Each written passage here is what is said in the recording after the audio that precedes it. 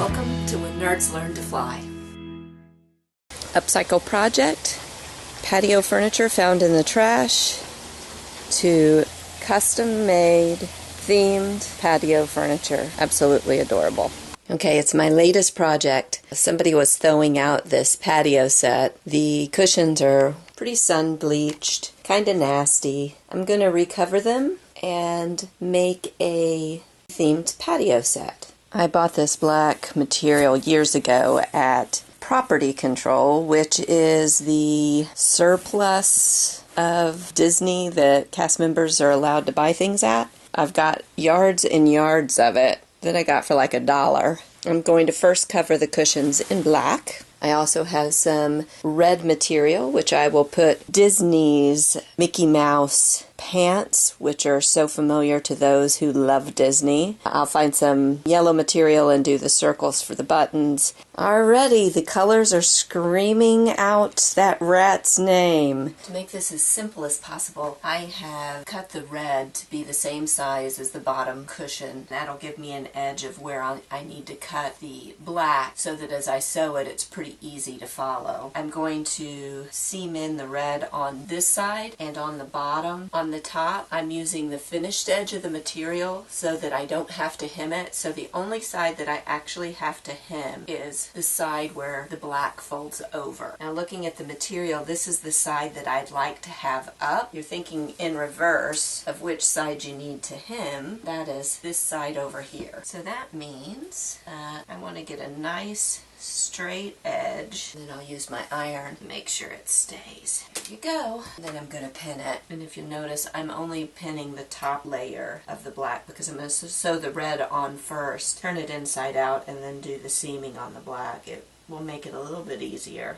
Now that you have your red in place, it makes a good edge to trim from. Use that as your eyeball. I'm actually using the edge of my throw rug, which I know is a straight line, to get an idea of where to cut my material to have a nice straight edge to work from. So if my sewing machine looks ancient, it's because it is. This is the sewing machine that I learned to sew on from my mama. I learned to sew when I was probably 8 years old, 40 years ago, and the machine was old at that time. I think it's somewhere around a 1940s Nietzsche, made in Italy. It still operates fantastically, other than the fact that somewhere in the motor there's a short in a wire that touches the frame, the metal frame. So if I sew without shoes on and my feet on a conductive surface, I get tiny shocks that go through my arms. It feels almost like you've got fiberglass in your arms. So our goal right now is to just sew on the red, which is going to be our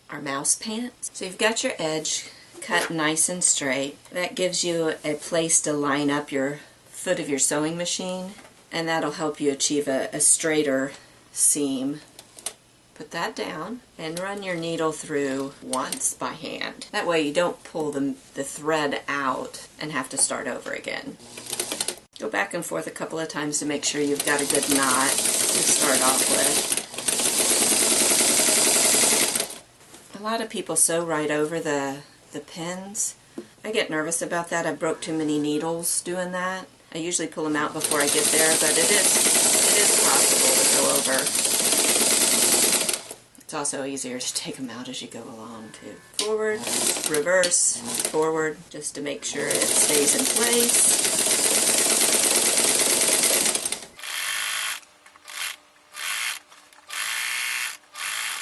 Again, use your needle as a fulcrum.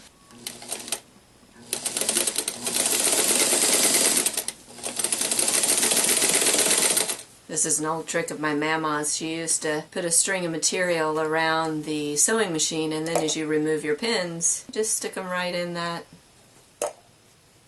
little band. So here we go, folks. We're going to start our seam. Just want to make sure you've got it nice and straight. Start your thread so that it doesn't come loose on you. You could pin all this if you wanted to. It's just a lot of extra time. When you turn this inside out now, you have what's similar to a pillowcase that you're going to be able to put over your cushions. And your seam is a pretty nice seam. I like to fancy it up a bit and give it a double seam, which gives it that more pillow whatever look. You know what, let's iron this. This will hold the seam better if you do that. Let's get our double seam put in. One key to sewing is to always let the machine do the work for you. Don't pull, don't push. That will cause your machine to mess up.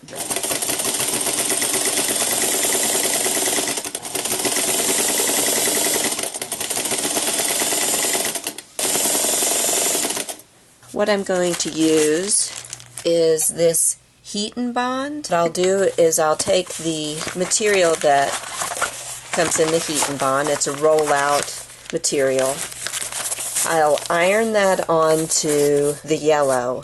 I've got myself a peanut butter jar lid, and I'm going to trace that and get my circles for Mickey's little pants. Then I'll cut my circles that I use the peanut butter lid to draw on. I'll cut those out neatly. There you have a perfectly round circle. It has the material that's ironed on. Oh, now it's time to iron on your yellow circles. So you've already ironed on the sticky stuff. Now you just have to peel off the paper layer, find the spot that you want it, which is close to center. Now give yourself a little bit of space on each side. Looks to be about the right amount. Scoot him over a little bit.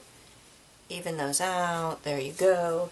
And then this is really easy peasy. You just put your iron down, let it adhere. Ta-da! You have mouth shorts. Okay, so your cover is for the most part made. We're going to put some ties on it. We'll put the cushion inside it. Let's take a look at that next. Here's our ugly, sun-bleached, old seat cushion for your patio chairs. Here's our new cover.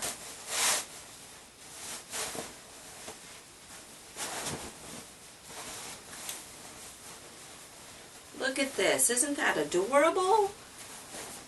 So I cut off the excess material, and now I'm starting on the top seam, and you just want to fold your material in to give you a nice finished edge. Start pinning that edge because that's what you want, is a nice seam at the top.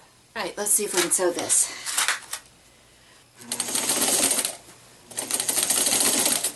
The chair before being painted. Here is the finished metal chair painted with the Krylon, rustibated first and then spray painted. We went for a high gloss because it went well with what we were planning on doing with the chairs. And how adorable is this after it's finished? So how do you like those? Are they comfy? They are nice. Do you think some enthusiast would like these? They look like brand new now. Totally different set of patio furniture. There's 4 of them total. Okay, folks. We went from this to this. Custom made, themed patio furniture. Absolutely adorable. Always an adventure. Yeah, that's us.